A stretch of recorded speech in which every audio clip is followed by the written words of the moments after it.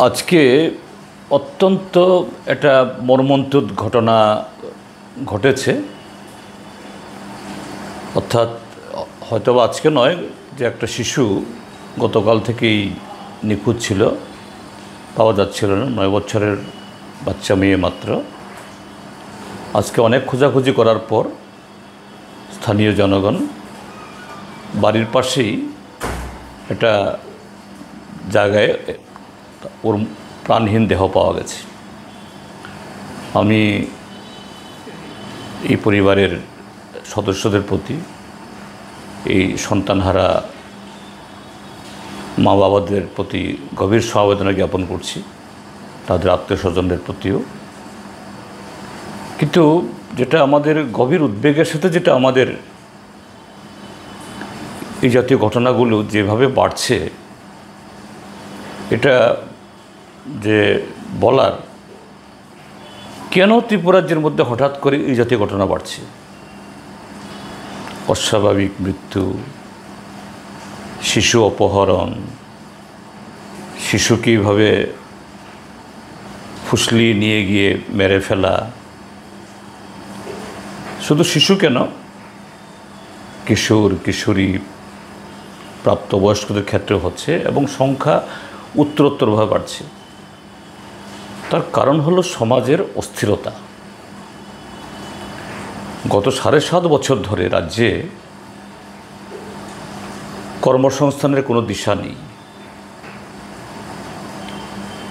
হ্যাঁ, সরকার সমস্ত যুবক যুবতীদেরকে সরকারি কাজ দিতে পারবে না বা অন্যভাবে রোজগার দিতে পারবে না, নিশ্চিত সেরকমভাবে। কিন্তু সরকার তার ক্ষমতার মধ্যে যেটা আছে,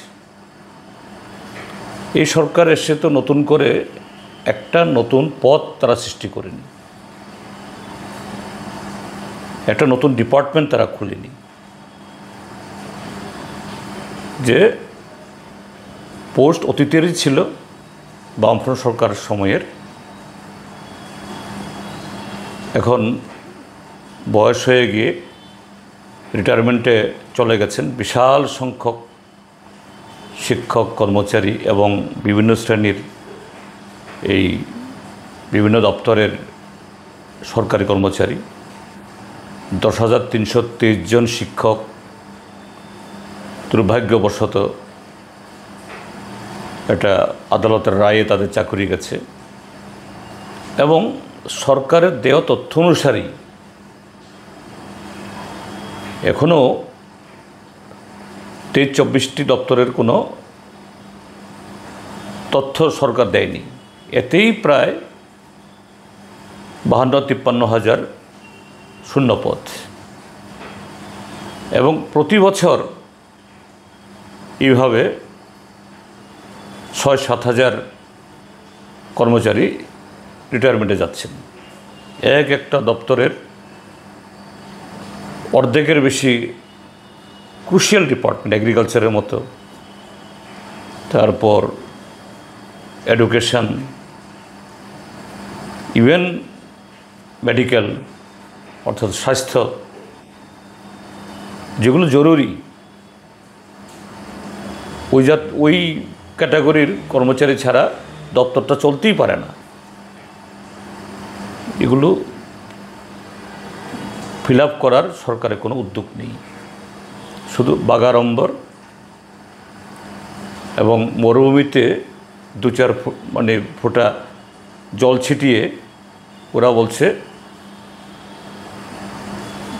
মেলা, রোজগার মেলা করছে, চাকরির মেলা করছে। তারপর নতুন কোনো বিনিয়োগ নেই, শুধু প্রোপাগান্ডা, ফ্ল্যাক্স, পোস্টার। তো এই ঘটনাগুলো যে দীর্ঘমেয়াদীভাবে আমাদের সমাজ জীবনে এবং বিশেষ করে এই শিক্ষিত, অর্ধশিক্ষিত তরুণ তরুণীদের, তাদের জীবনে একটা অন্ধকার নেমে আসছে, একটা অনিশ্চয়তা। আর তা থেকেই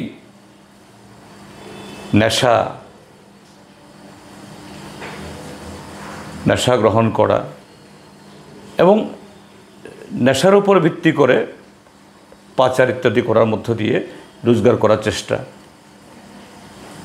তার সাথে পাল্লা দিয়ে বাড়ছে সীমান্তে পাচার।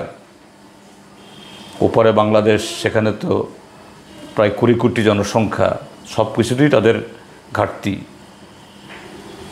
এখান থেকে শুধু যে ফ্যান্সি মূল্যবান বিভিন্ন পণ্য যায় না, এমনকি সাধারণ চিনি এবং অন্যান্য এই সবজি থেকে শুরু করে মাছ ছাড়া সব কিছুই যায়।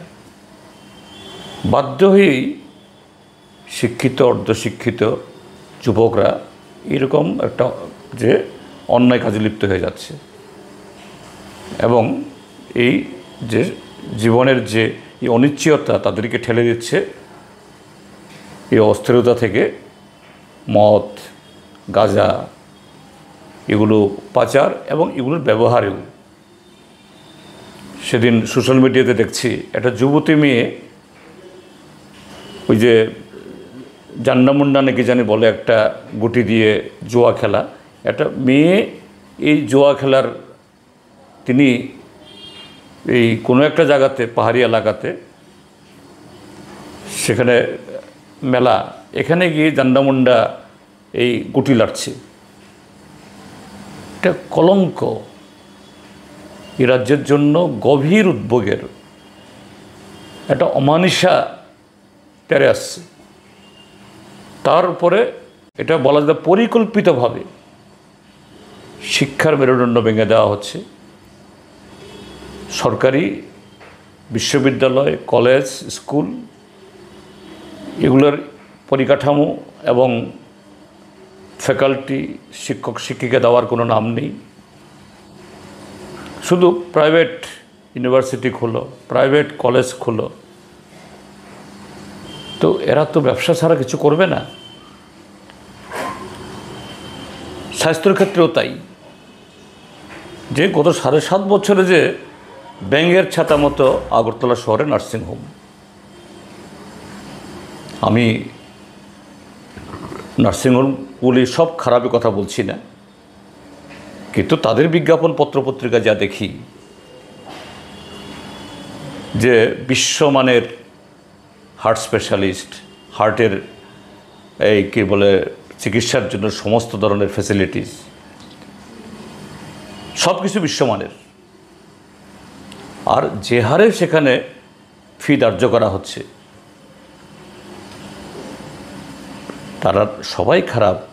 যে সময় ডাক্তারবাবুরা সেখানে আসেন সবাই অদক্ষ, কথা বলছি না, এটা বললে ভুল হবে, কিন্তু নিশ্চয়ই এরকম একটা বেসরকারি প্রতিষ্ঠান, এটা একটা সরকারের, একটা রাষ্ট্রীয় প্রতিষ্ঠানের বিকল্প হতে পারে না। তো যে রাজ্যের মধ্যে মানুষের রোজগার নেই, কি করে বাচ্চা কাচ্চাদের সে শিক্ষা এবং পরিবারের সদস্যদের এই চিকিৎসার ব্যয় বা তারা গ্রহণ করবেন? এটাই এই যে অপরাধ প্রবণতা বৃদ্ধি, এই অপরাধ প্রবণতা থেকেই যে খুন, ধর্ষণ, অপহরণ এবং এই জাতীয় একটা মর্মান্তিক ঘটনা ঘটল। মাত্র 9 বছরের বাচ্চা শিশু।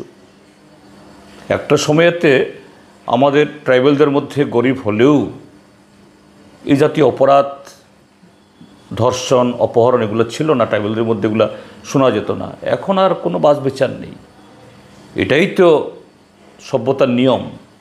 যদি শৃঙ্খলা না থাকে, এটা কোনো অংশের লোক তার গ্রাস থেকে যে নিজেদেরকে বাঁচাতে পারে না, তাই হচ্ছে। কাজেই আমি সরকারকে বলবো, ঘুম থেকে জাগুন, আপনাদের সম্বিত ফেরান। এই সমস্ত যে এই আলতামাখা সৌন্দর্য এগুলো টিকবে না। আর রাজ্য জনগণকে বলবো, সজাগ হন, সতর্ক হন, ভাবুন এইভাবে কত মায়ের কোল খালি হবে। এইভাবে আমাদের নতুন প্রজন্ম আর কাহা তক আমরা ধ্বংসের দিকে ঠেলে দেব, আর আমরা সাক্ষী গোপালের মতো তাকিয়ে থাকবো, কিছু বলবো না, এটা হতে পারে না। তো এই ঘটনা আরেকবার আমাদের রাজ্যের 40 লক্ষ মানুষকে চোখে আঙ্গুল দিয়ে দেখিয়ে দিল